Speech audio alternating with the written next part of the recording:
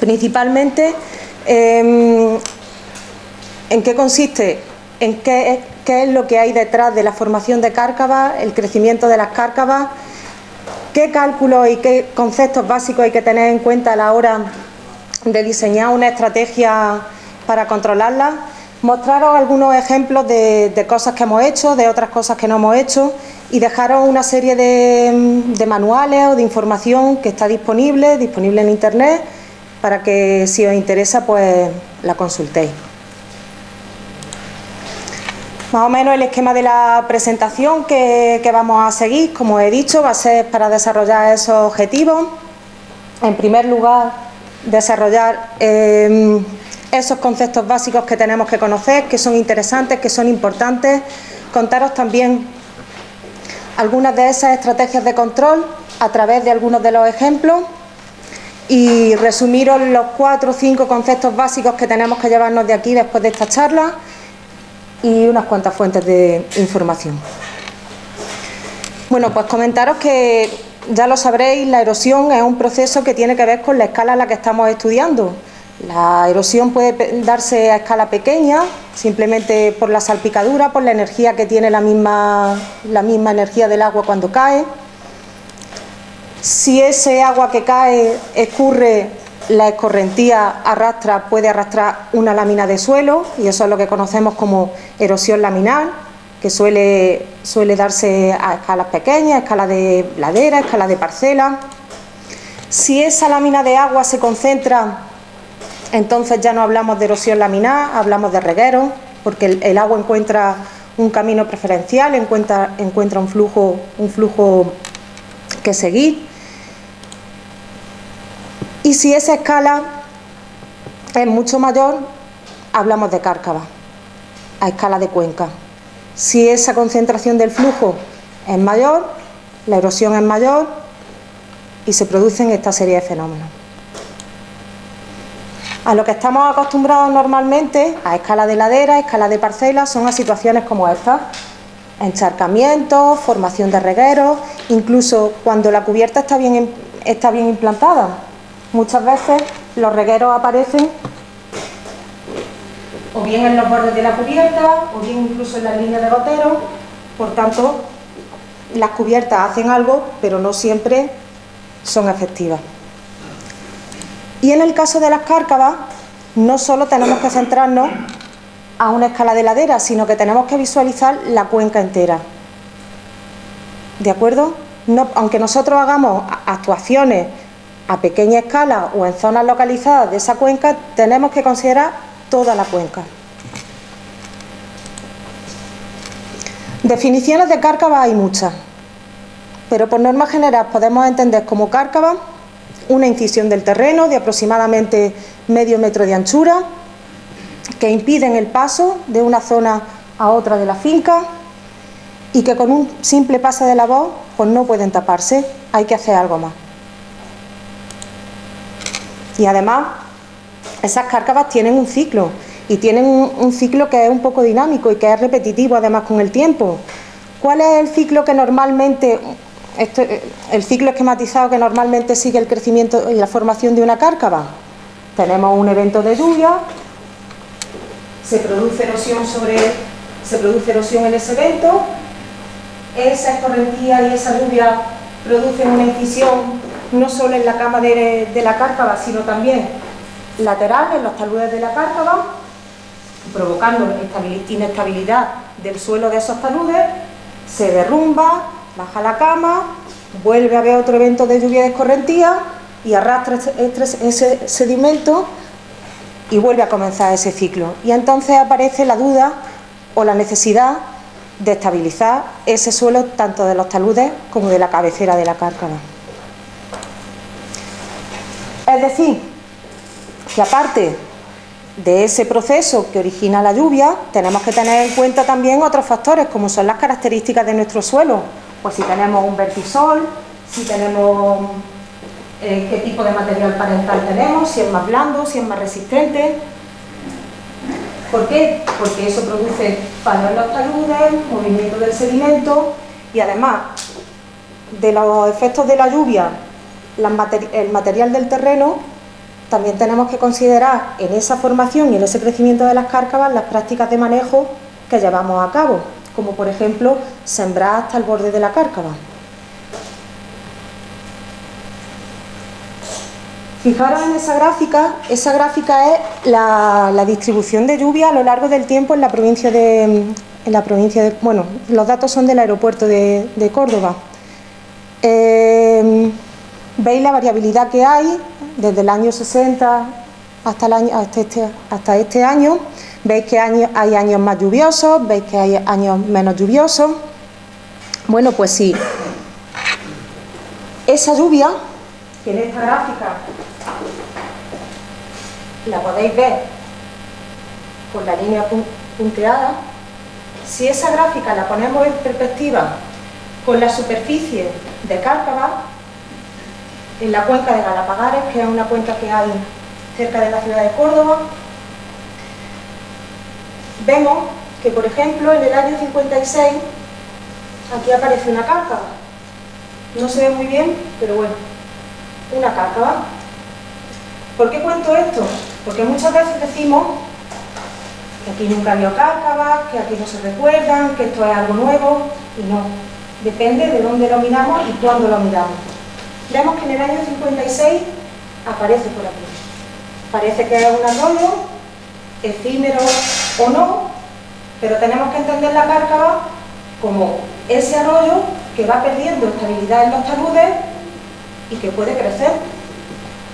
Fijaros, en el año 80-85 se produce un tapado de la cárcava.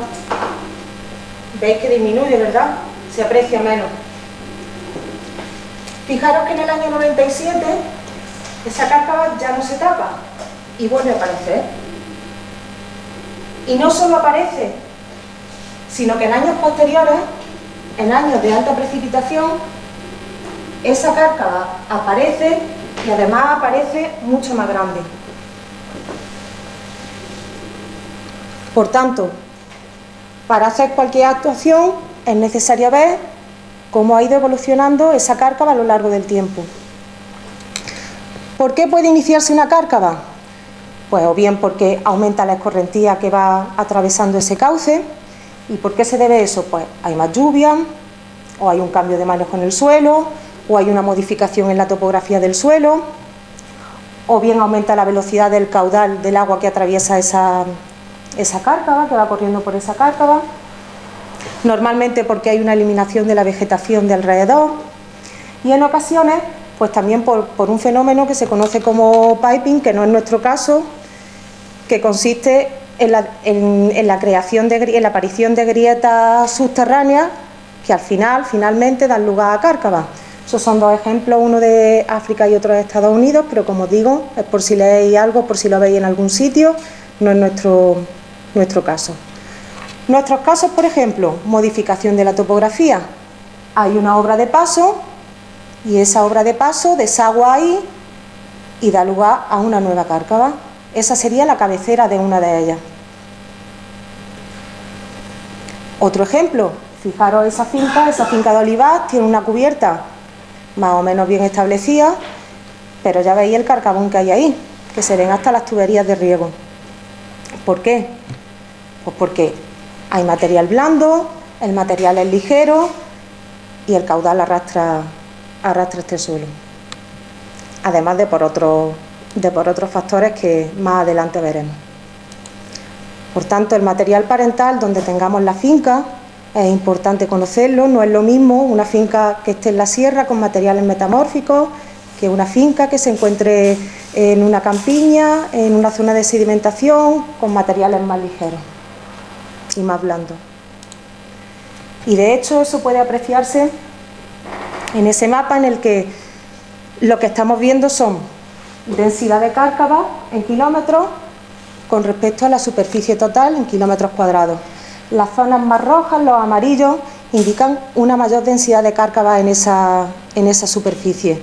Si observáis, por norma general, en el Valle del Guadalquivir, en zona de sedimentación, es donde tenemos más densidad de cárcava.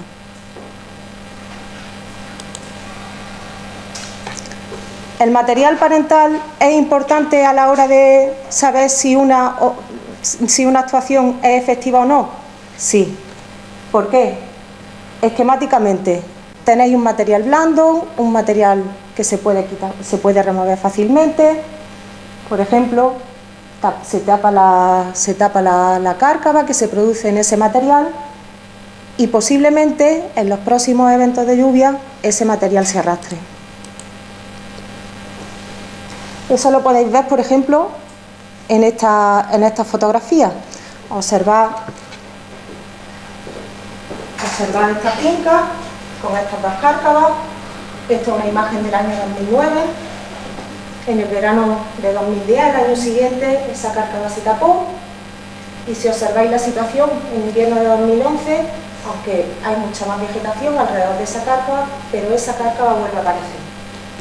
El agua, al fin y al cabo, tiene que drenar por algún sitio y eso es lo que tenemos que intentar controlar. Perdón.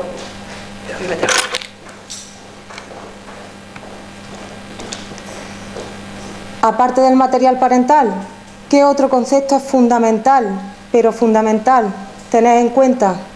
El caudal de agua que pasa por esa cárcava. La cuenca aportadora. Fijaros que aquí tenemos dos cuencas aportadoras.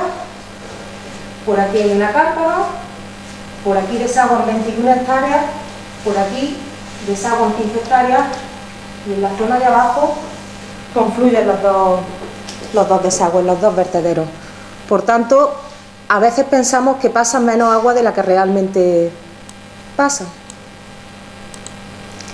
Y ese caudal de las cuencas aportadoras unido a materiales blandos que son bastante típicos en la campiña, dan lugar a grandes cárcavas. ¿Qué tenemos que hacer entonces? ¿Qué tenemos que evaluar?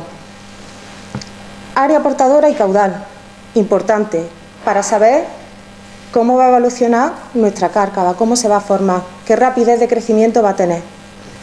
¿Cuál es el tamaño de la cárcava? ¿Para qué? Pues para saber qué actuación tenemos que hacer o cuáles podemos descartar ya. Y por último, evaluar qué materiales y qué métodos son los que tenemos. Si lo que tenemos está disponible, lo tenemos a nuestro alcance, tenemos que intentar utilizar eso para minimizar costes. ¿Por qué hacemos esto? ¿O para qué hacemos esto? ¿Para qué evaluamos esos principios? Intentar reducir la escorrentía. Ahí tenemos poco margen de actuación. Lo podemos hacer con alguna medida localizada, con la implantación de cubiertas vegetales, pero no tenemos mucha capacidad de cambio de esa escorrentía. Si podemos desviar la escorrentía, pero siempre que podamos hacerlo de una forma segura. Y por último, podemos intentar estabilizar y controlar el crecimiento de la cárcava. ¿Cómo? Pues combinando estrategias de ingeniería y de vegetación. Al fin y al cabo se trata solamente de crear un canal de drenaje estable. El agua tiene que pasar por algún sitio. Pues si pasa por ese sitio, que intentemos estabilizarlo, que intentemos controlarlo, que paremos el crecimiento. Finalmente se trata de controlar, de reforzar una corriente efímera. Fijaros que al final tenéis una obra de paso, pues intentar que esa zona por la que va saliendo ese agua vaya disipando la energía del agua que sale y vaya produciendo sedimentación en esa zona de cárcava. Esquemáticamente, ¿cómo se traduce en eso? Básicamente es la combinación de diferentes técnicas, vegetación, diques de retención. Hay multitud de diques, de formas de hacerlas. Algunos les gustarán más unos, otros. Depende también del material parental, ya lo hemos visto. Pero al fin y al cabo se trata de combinar, pues por ejemplo, en este esquema, escollera y vegetación en la cabeza de la cárcava, una serie de diques que vayan frenando, que vayan disipando esa energía que va llevando el agua, para que al final, en la zona de depósito, en la zona de sedimentación, ese agua ocasione el mínimo daño posible.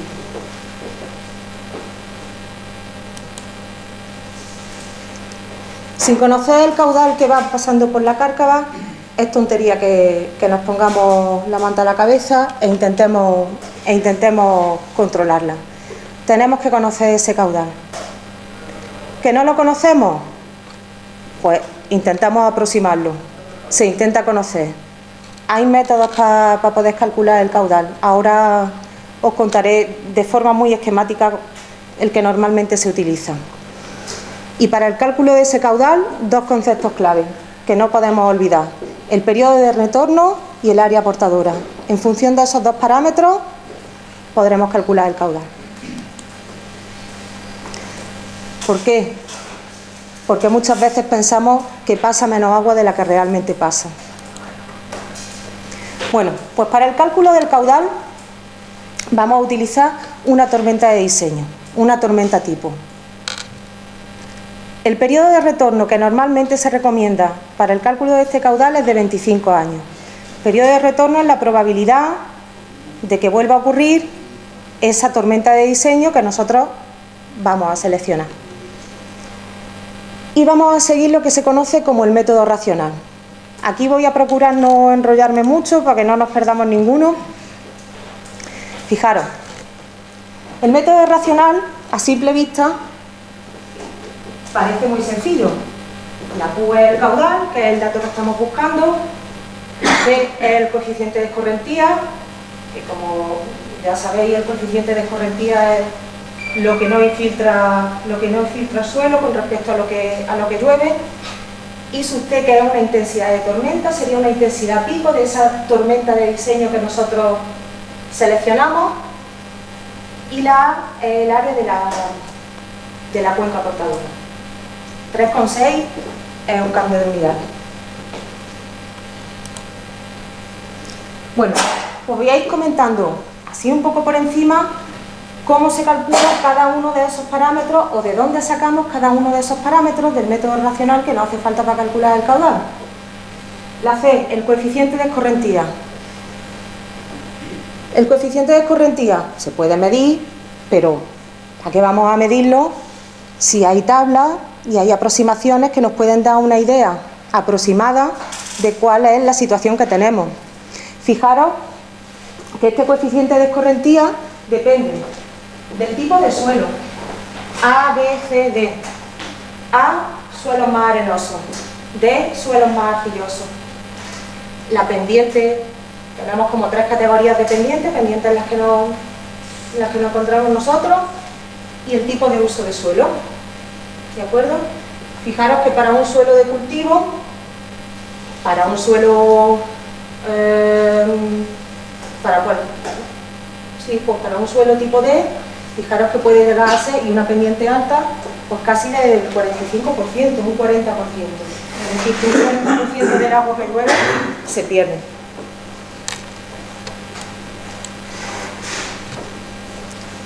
El parámetro A del método racional, el área, ¿cómo lo calculamos? Lo ideal es utilizar mapas, modelos de elevación digital, sistemas de información geográfica. ¿Por qué? Pues porque aparte de poder darte el área de la cuenca portadora, te permite hacer un montón de cálculos más. Te da información, ¿de acuerdo? Puedes localizar zonas interesantes de actuación, pero bueno, todos no sabemos utilizar estos programas sí. ¿Qué hacemos si no sabemos o no conocemos a nadie que sepa? Pues podemos aproximarnos a partir de un mapa topográfico, por ejemplo. Podemos tener una idea. Recordamos que mejor tener una idea que no tener idea ninguna. O bien, incluso si conocemos los límites de la cuenca, pues incluso con Google Earth para tener una primera aproximación. Y aquí viene el lío en el parámetro I sub T, la intensidad de pico de tormenta. Y como es un poco complicado, pues lo voy a intentar explicar a partir de un ejemplo. Y es una cárcava en un olivar de Jaén.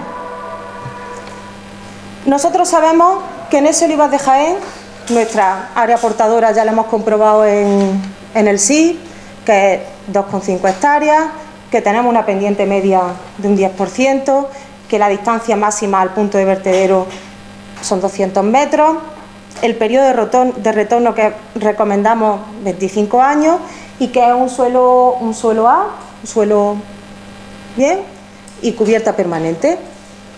Ese sería un suelo arenoso, un suelo que drena bien. Pues lo primero que tenemos que hacer, conociendo eso, nos vamos a unos mapas de precipitaciones máximas y localizamos nuestra finca. Ese punto rojo es la finca. Y aunque no se aprecia muy bien, en esos mapas hay una serie de líneas en negro y una serie de líneas en azul que nos dan información de la precipitación y del coeficiente de variación de esa precipitación máxima. ¿Qué pasa si nuestra finca nos cae entre dos líneas? Interpolamos.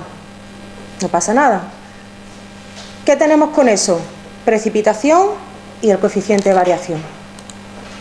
Vale, pues con ese coeficiente de variación y ese periodo de retorno de 25 años nos vamos a unas tablas y en esas tablas determinamos lo que se conoce como factor regional, que es esa I sub T. Ese factor regional lo multiplicamos por la precipitación. La precipitación es también otro dato de los que obteníamos del mapa anterior y obtenemos una intensidad diaria. En un cambio de unidades lo convertimos a horas, una intensidad diaria. En nuestro caso, en nuestro ejemplo, 3,4 milímetros hora. Perfecto, ya tenemos un parámetro, I sub D, que no es el que queremos I sub T, que es el pico. No os asustéis, es muy sencillo. Necesitamos conocer el tiempo de concentración. ¿Qué es el tiempo de concentración? El tiempo mínimo necesario para que todos los puntos de la cuenca estén vertiendo en el punto de desagüe al mismo tiempo. ¿De qué depende? De la pendiente y de la longitud máxima. En nuestro caso, 0,05 horas. Tenemos eso, tenemos I sub D, vamos a calcular el parámetro que nos hace falta, I sub T, esa intensidad pico de tormenta. Con esos datos nos vamos a otro mapa, calculamos unos ratios, una fórmula y se obtiene esa intensidad pico que sí es la que necesitamos. ¿Por qué os cuento todo esto? Pues para enseñaros que hay unos cálculos detrás de esa intensidad, ese caudal, que es importante calcularlo.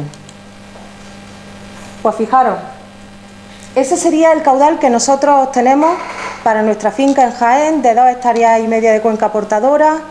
Fijaros que son 0,172 metros cúbicos partido segundo. Esos son 170 litros por segundo, que en un minuto son 600 litros, que 600 litros es el peso de un coche,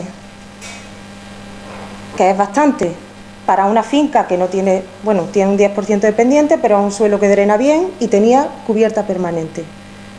Pasa mucha agua. ¿Qué pasa si nosotros lo del método racional, los índices, no nos llevamos bien con eso? Hay aproximaciones. Fijaros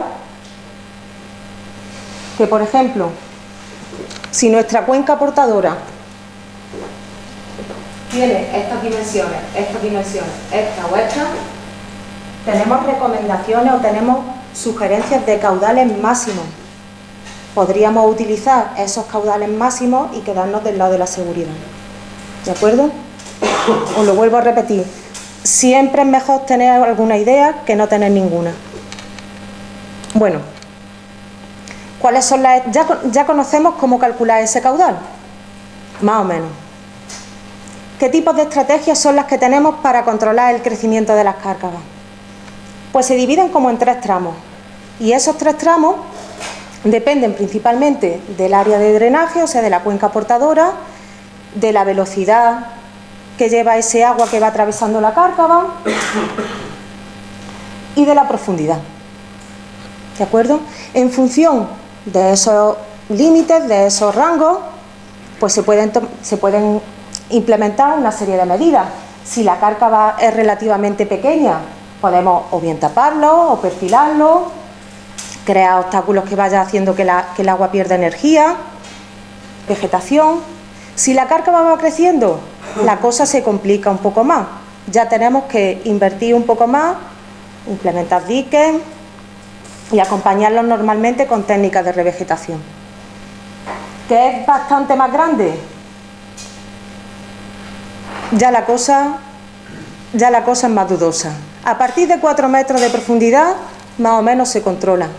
Cárcavas mayores de 4 metros, ya es mejor prevenir que curar, pero se pueden hacer también actuaciones.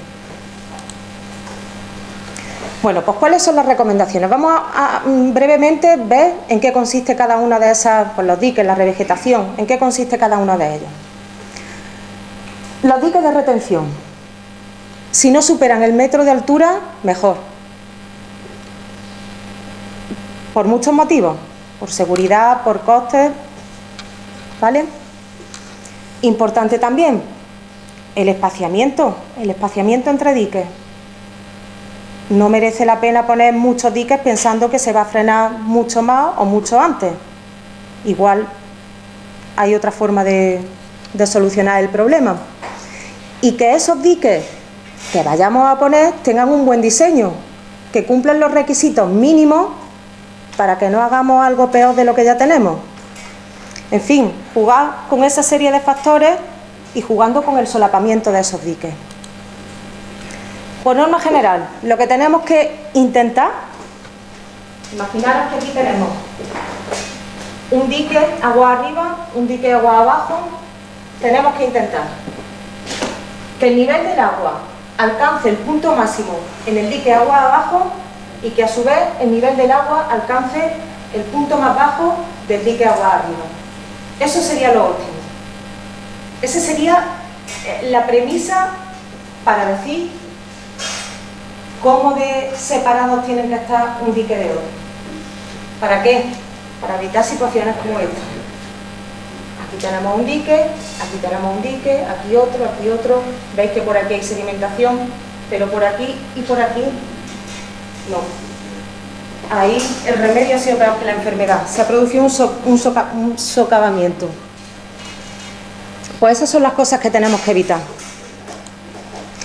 ¿Cómo? Haciendo un buen diseño del dique. Partes fundamentales que no se nos pueden olvidar nunca de esos diques de retención. Por un lado, el cuenco de amortiguación. El cuenco de amortiguación es la base esta que veis aquí.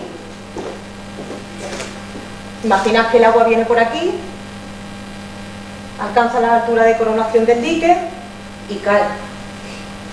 Si ese agua cae directamente al suelo, ese agua lleva mucha energía.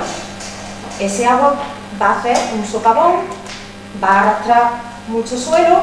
Pues no, vamos a procurar que haya un cuenco de amortiguación, normalmente de escollera, por ejemplo, que va a frenar esa energía y que va a hacer que ese agua siga recorriendo al siguiente día.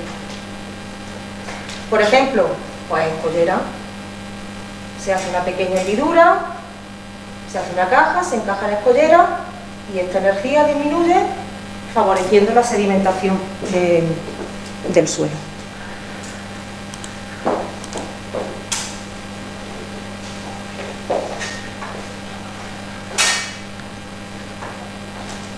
Por norma general, ¿cuáles deben de ser las dimensiones de ese cuenco de amortiguación que es tan importante? Pues por norma general, en una receta rápida, la longitud de ese cuenco de amortiguación en torno a los 2 metros, 2 veces la altura de caída del agua, del punto de donde cae el agua por el aliviadero o por el vertedero. Ese es otro de los factores, de los conceptos que tenemos que tener claros, el aliviadero. No se nos puede olvidar, tenemos que hacer un buen diseño.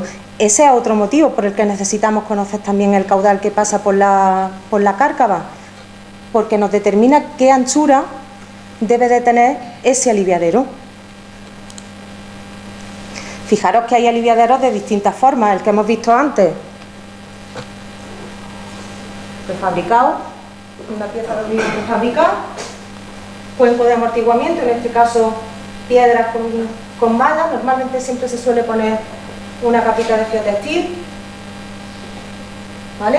Pero también hay otro tipo de diques.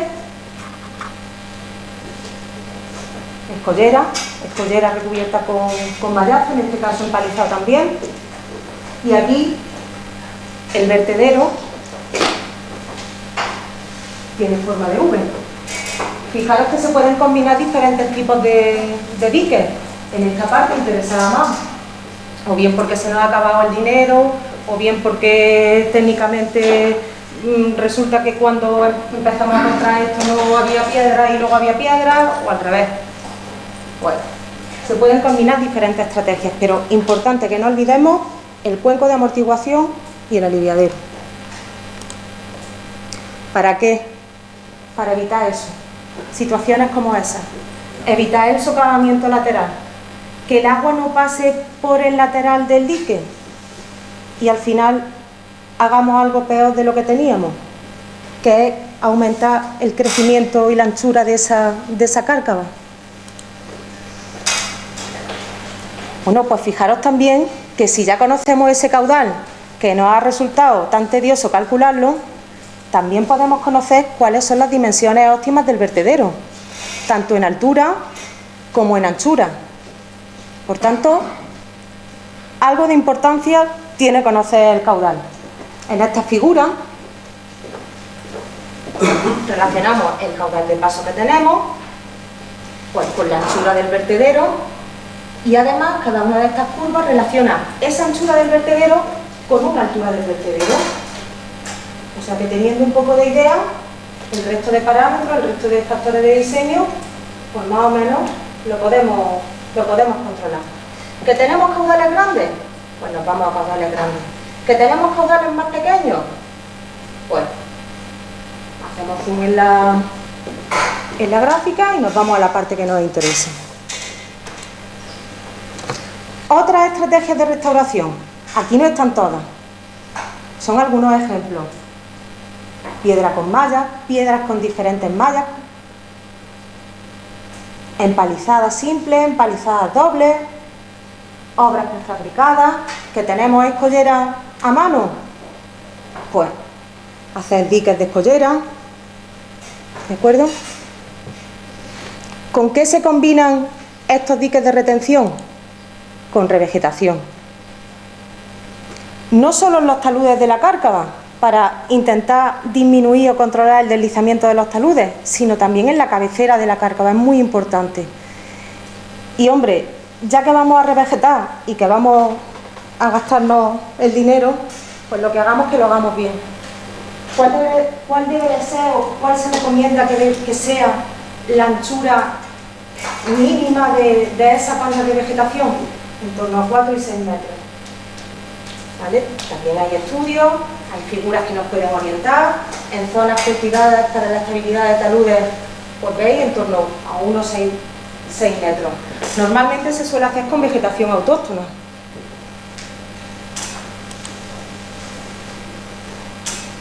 Es un ejemplo de una de las fincas que os enseñé antes, la Consuela, en la que os decía que había que tener en cuenta la cárcava escala de Cuenca.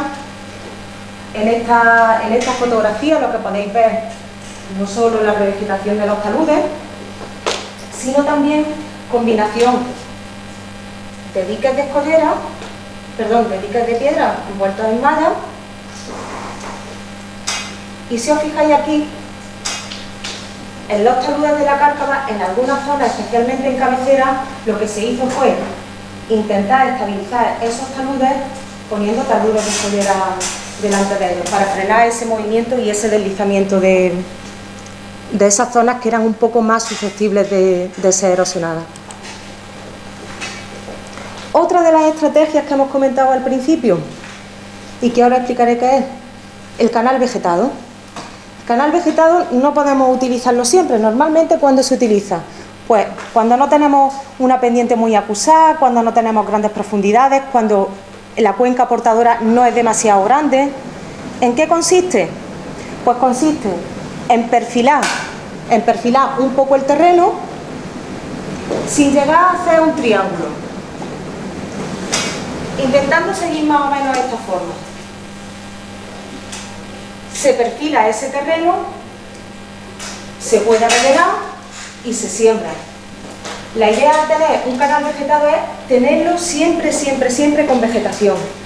Pero ya os digo, en condiciones muy limitadas, cuando las velocidades son inferiores a 1,5 metros por segundo.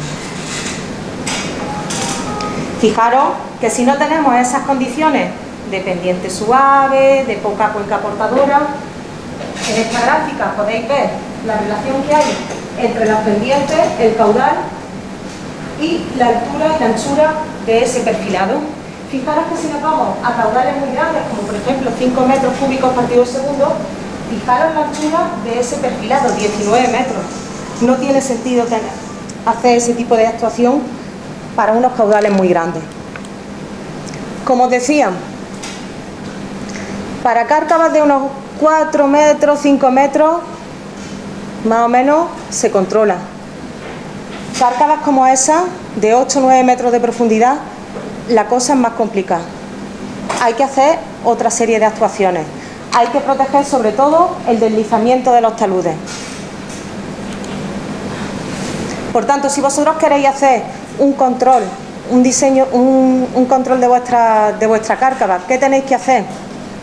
Tenéis que diseñaros una estrategia, tener un pequeño esquema e ir chequeando cada uno de esos pasos.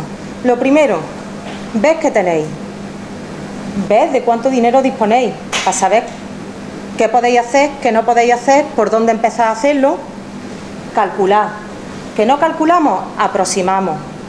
Intentar recopilar la máxima información posible para saber qué tenemos que hacer y que lo que hagamos sea estable. ¿Supone un desembolso de dinero? Pues ya que lo gastamos, que lo gastemos bien. Hacer un diseño final. Un aspecto clave de ese diseño es el replanteo. Imaginaros que vosotros tenéis todo hecho, los mapas, los caudales, todo perfecto. Y ahora os cae un dique donde hay un árbol. Pues ya no, ahí el dique no podéis ponerlo, no vais a arrancar el árbol. Pues tenéis que replantearlo, readaptar ese diseño, ejecutarlo y mantenerlo. Brevemente, no sé cuánto tiempo, 10 minutos. Algunos ejemplillos breves. Una cárcava en una finca de olivar que está bastante bien caracterizada. En esta finca tenemos un aforador, caudal de paso, metro cúbico segundo, área portadora 10 hectáreas, pendiente de 4%, el coste de restauración del tramo agua arriba del aforador, 3.500 euros por 120 metros lineales. ¿En qué consistía esa restauración o en qué consistió esa restauración? Gaviones, escolleras en los taludes, revegetación, muchas cosas. Y muy caro, 3.500 euros por 100 metros. ¿Cuál es el aspecto de esa cárcava ahora? Este que veis ahora. Los taludes están totalmente estabilizados. Ese es el gavión, este es el cuerpo de amortiguación. Aquí podéis ver la sedimentación de la cárcava agua arriba. Otro ejemplo, es la misma finca, solo que esta vez, en vez de actuar en la parte de agua arriba, se actuó agua abajo. Mayor área portadora, mayor coste, bastante más. Si tenemos tiempo os enseño el vídeo de cómo se hizo esa restauración, prefiero terminar. Otro ejemplo.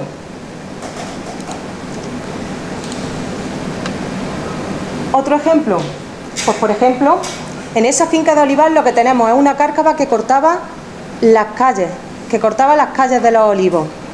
¿Qué es lo que se hizo aquí? Fijaros que aquí el coste es 2.400 euros por 150 metros. Ese era el aspecto antes de la actuación. ¿Qué se hizo aquí? Se taparon esas cárcavas, se hicieron unos diques en las líneas de los árboles y cada 2 líneas de árboles, al pie del dique, se puso una cama de escollera.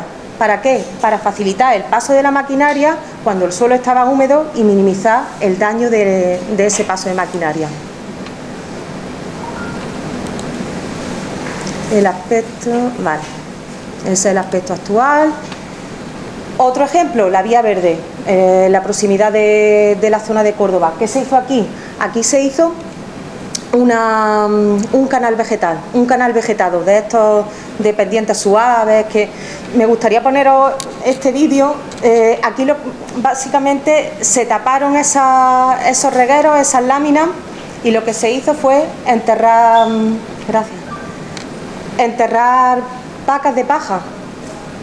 Se enterraron pacas de paja, se taparon, y luego además al dueño de la finca, al propietario de la finca, le había sobrado semilla de beza y de avena, y se sembró encima.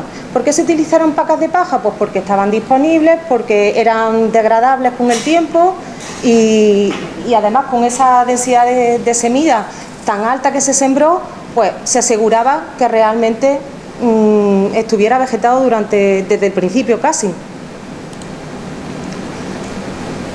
Dinero, costes.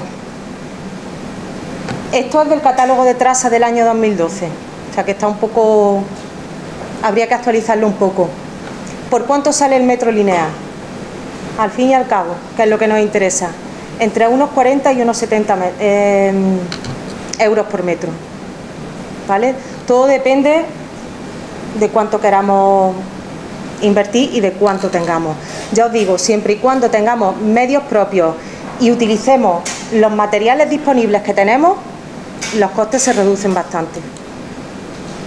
Otras estrategias que aquí no se ven, pero por si las veis, en zonas tropicales, en China, por ejemplo, también, grandes cárcavas, ¿qué se hacen? Se hacen presas, y además se les da un uso secundario, piscicultura,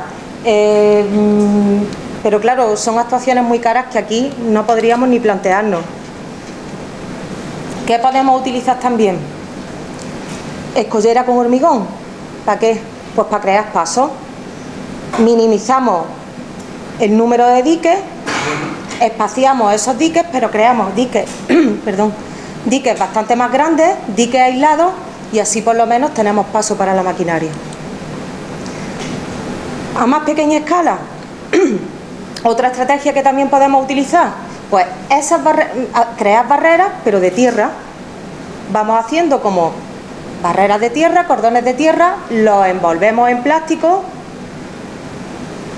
A priori no es caro, porque el movimiento de tierra comparado con otras actuaciones no sería lo más caro, pero tenemos que tener mucho cuidado de que no se derrumben, ¿vale? Incluso ese ejemplo que he contado del canal vegetado, en el que se enterraban esos montones de paja, esas pacas de paja, pues incluso podemos hacer esos montones de tierra envueltos en plástico dentro de esos canales vegetados y luego tapar y sembrar encima. Podemos combinar y podemos, ya os digo, en función de lo que tengamos y de la disponibilidad que tengamos. A más pequeña escala, mampostería, biorrollos con escollera, pero los biorrollos también tienen un coste. Siempre y cuando lo hagamos bien y evitemos este tipo de situaciones, tengamos un buen anclaje, tengamos un buen diseño de esos diques. ¿Cuáles son los fallos clásicos que dan lugar a la situación que os he enseñado antes? Se nos ha olvidado hacer el aliviadero, el cuenco de amortiguación era demasiado pequeño, los materiales que hemos utilizado pues o pesaban demasiado poco, o no eran los adecuados, o no estaban bien cribados. En resumen, que podemos actuar, que mientras antes actuemos para controlar el crecimiento de las cárcavas, mejor. Que tenemos experiencias que nos hacen no partir de cero, que nos dan ideas de qué cosas pueden funcionar y qué cosas no funcionen. Que es mejor prevenir. Y que en función del tamaño que tengamos, de cárcavas, de profundidad, de cuenca portadora, pues existen diferentes alternativas, y que esas directrices son las mínimas que deberíamos de seguir. Que actuemos con materiales propios para intentar abaratar costes, y que comencemos, cuando intentemos comenzar la restauración de la cárcava, empecemos por la parte más estable de esa cárcava, por la parte más estable. En algunos casos será la cabecera, en otros casos será en la zona de depósito, por la parte más estable. y continuar hasta donde nos llegue el dinero o hasta donde nos llegue lo que queramos gastarnos. Alguna bibliografía que os recomendamos, por si tenéis curiosidad, por si queréis seguir profundizando en el tema de las cárcavas, está toda disponible en internet. Y si tenéis alguna duda, pues o bien contactáis con Moisés, o bien contactáis con José Alfonso o conmigo a través de nuestros correos electrónicos y estaremos encantados de hablar con vosotros. Y muchísimas gracias.